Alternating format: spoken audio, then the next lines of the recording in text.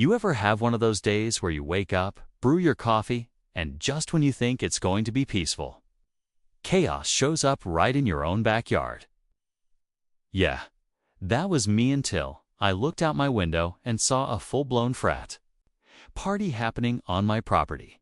And the wildest part, I had no idea who these kids were. Loud music, trash everywhere, beer cans tossed in my rosebush sand, smack in the middle of it all was this arrogant college kid yelling like he owned the place. Turns out, he's Karen's son. You know, the type entitled, loud, and thinking the world owes him something. And of course, just like his mom, he didn't even bother to ask permission. Now, I've had my run-ins with Karen before. She lives a couple houses down, always complaining about the neighborhood rules, but breaking every single one herself. But this, her son breaking into my backyard to throw a frat party that crossed every line. And what really set me off was the way he spoke loud, crude, and yeah, throwing around words no one should be using. Not only was he disrespectful, but there was a nasty tone in his voice every time he talked to my neighbors who didn't look like him. That's when I knew this wasn't just some dumb college prank. This was something deeper, something uglier. But here's the twist they didn't see coming. I'm not just a quiet neighbor who keeps to himself. I'm FBI, and I don't need a badge in my hand to make moves.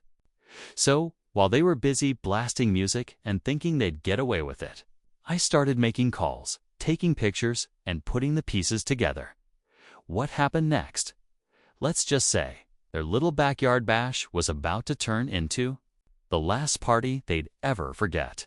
So, while the crowd was getting rowdy and the music thumped through my walls, I stayed calm.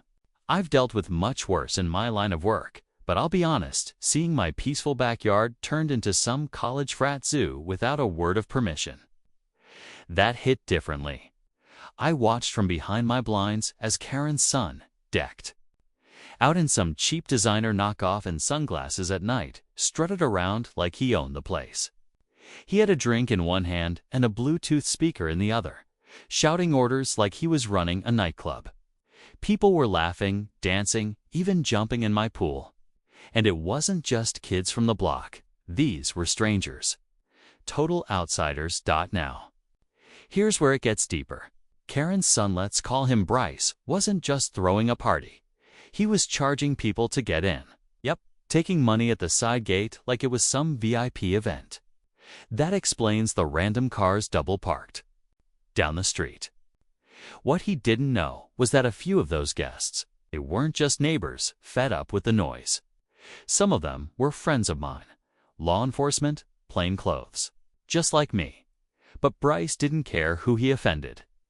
I heard him mocking one of my neighbors for having an accent. Then he turned around and made some offhand comment about another guy's appearance that didn't sit right at all. It was casual for him, like he thought it was funny. Like nobody would call him out. That's when I knew I had to step in, not just for me, but for everyone he disrespected. But I wasn't going to storm in guns blazing. That's not how we work. Instead, I waited, observed, let him dig his own hole a little deeper. Because when you think you're invincible and don't know who's watching, that's when the truth starts unraveling. And Bryce had no idea just how close the consequences were as I stood there watching everything unfold. I kept thinking, what made Bryce think this was okay? I mean, was it just entitlement? Or had he been raised to believe rules didn't apply? To him, knowing Karen, it wasn't hard to guess. She's the kind of neighbor who never says thank you, always acts like the world's against her, and calls the HOA when a kid rides their bike too close to her lawn. So, seeing her son act this way, it tracked. But it didn't make it any easier to watch. I checked the security cameras I had set up around the yard. Bryce didn't realize he was being recorded from multiple angles. And that side gate he used to sneak people in, caught clear as day. Sent a few clips to a friend of mine at the department just for documentation. Nothing official yet. I wasn't trying to ruin a kid's future, but I wasn't going to let him walk over people either. And the more I watched, the more it became clear this wasn't just some party. There was something shady going on. Some of the people showing up weren't students. They looked older. One guy in particular stood out, tattoos, constantly checking his phone, pacing like he was waiting for something. Another was going around, asking folks if they had the stuff. That's when the subplot really started to take shape. This wasn't just disrespect anymore. There might have been something illegal being passed around at this so-called frat party. I couldn't confirm anything, but I knew how these things work. And I knew enough not to dismiss red flags. Meanwhile, a few of the neighbors had stepped out onto their porches, trying to figure out what was going on. One of them, Mr. Rodriguez, caught my eye and gave me a slight nod. He'd seen Bryce mocking his teenage son earlier. The tension in the neighborhood was growing. People were watching, and I could feel the moment coming when something was going to snap. But I wasn't about to let it happen without a plan. The music got louder, and so did the yelling. People were getting sloppy, knocking over my garden lights, trampling my flower beds like it was some public park.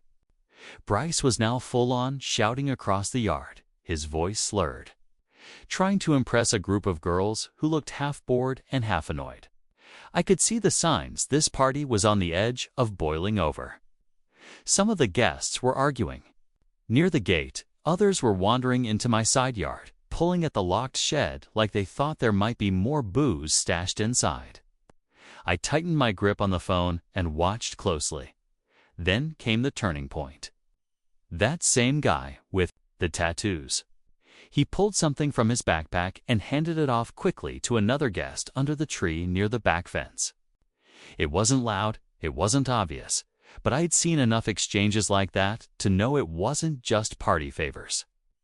I got a clear shot of their faces on camera. My instincts went on full alert. This wasn't just trespassing anymore. This was possibly crossing into criminal territory at the same time. Mr. Rodriguez came down from his porch and tried to confront Bryce, just to ask him to lower the volume. That's when Bryce snapped. He shoved the man back and called him something that stopped the whole yard for a split second. Everyone heard it. The music didn't even cover it. The word hung in the air like a slap, and for the first time that night, some of the guests looked uncomfortable. Phones came out. People started filming. But Bryce, he just laughed and grabbed another drink. He had no idea the man he just disrespected wasn't alone. I could see more neighbors gathering, watching closely, whispering. Some were already calling the police and me. I stepped away from the window and headed for the back door. Because things were about to change fast. Bryce was finally about to find out who I really was as I stepped out into the night. The air was thick with tension. The party hadn't slowed down, but you could feel a shift. Highs were darting around. Whispers were picking up, and even the most clueless guests could sense something was off. I walked calmly along the side of the house, staying in the shadows, scanning every face and movement. Then came the second twist, something even I didn't see coming. A black SUV rolled up and parked just across the street. Tinted windows. No headlights. The kind of vehicle I've seen more times than I can count on surveillance ops. Two men stepped out, clean-cut, serious, and not here to party. But they weren't local cops. I recognized one of them from a task force briefing weeks ago. That's when it hit me. This wasn't just a frat kid's mistake anymore. Bryce, without knowing it, had opened the door to something way bigger. The guy with the backpack. He wasn't just dealing small time. Party supplies. There was already an open case, and my backyard had just become ground zero for a federal sting. I kept my distance and watched them blend into the crowd. No badges out yet. They were waiting, watching same as me. And still, Bryce had no clue.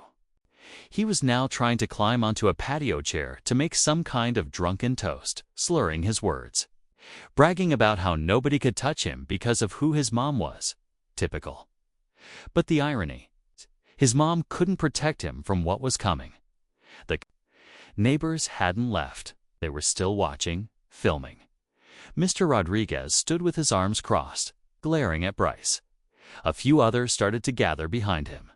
The noise, the disrespect, the growing sense that something illegal was happening. It had reached a tipping point. And right in the middle of it all, this kid still thought it was just a wild night. He had no idea the storm that was building around him. And I wasn't the only one closing in. I stepped out of the shadows just as Bryce raised his red plastic cup, slurring through some half-baked speech about being untouchable. He was wobbling, still laughing, still loud, completely unaware that half the party had stopped listening. Some of the guests were quietly slipping away, sensing the shift. Others stayed frozen, phones in hand, watching what would happen next. That's when I spoke. "Party's over, Bryce." He turned around, confused at first, then irritated till he saw my face. Recognition didn't hit him immediately, but it didn't take long. I wasn't in uniform, didn't flash a badge, but the way I stood there, calm and direct, must have set something off. He opened his mouth to argue, but before he could get a word out, the two men from the SUV stepped forward. One of them quietly announced themselves and asked him to step aside. That's when Bryce panicked. He turned to run, but didn't get far. Another agent came through the gate, and within seconds, Bryce was being held back, shouting about his rights, yelling for his mom. People were filming everything. Neighbors stood quietly, some nodding, some shaking their heads. Mr. Rodriguez looked at me, and I gave him a nod in return. The backpack guy, already in cuffs. They found enough on him to tie him to an active investigation. The rest of the party. Guests were escorted out, told to leave immediately. Most left without saying a word, some muttering apologies as they passed through my torn-up yard. Karen finally showed up, hair in curlers, robe on, screaming at the agents like she could make it all disappear. But it was too late. The damage had already been done, and just when I thought it was all wrapping up, one of the agents pulled me aside. They'd been watching this area for weeks. Bryce's party, it wasn't just a mistake, had actually exposed a bigger ring. They'd been chasing. My backyard had unknowingly triggered the final link. So while I was just trying to protect my home, I ended up blowing open an entire case. Funny how things work out.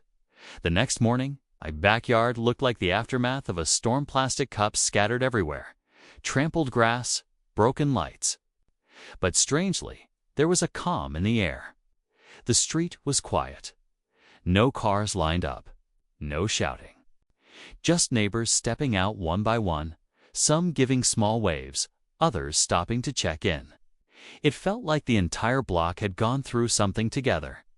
Bryce was gone, taken in for questioning. Karen hadn't come out of her house since. The night before, her usual loud complaints were replaced with silence. Agents came back later to gather more footage from my cameras and thanked me for the recordings. They confirmed the guy with the backpack was part of a larger operation, and Bryce, unknowingly or not, had been helping that activity continue. Turns out, throwing a frat party in someone else's backyard without permission, while illegal activity goes on. Not the smartest move. They told me the case had been stalled for weeks, but everything broke open that night. My security footage and witness reports from the neighbors sealed it. I spent the rest of the day cleaning up, one trash bag at a time. It gave me time to think. This story wasn't just about a spoiled kid throwing a party, was about how disrespect, when left unchecked, can turn into something dangerous, and how sometimes doing the right thing doesn't require shouting it, just takes being ready when the moment comes. Bryce will face the consequences, and the neighborhood. It feels a little closer now. We all stood up together, even if we didn't. Plan 2. And as for me, next time someone thinks they can trespass and throw a party in my yard, they better know whose house they're stepping into. FBI or not, I don't play around.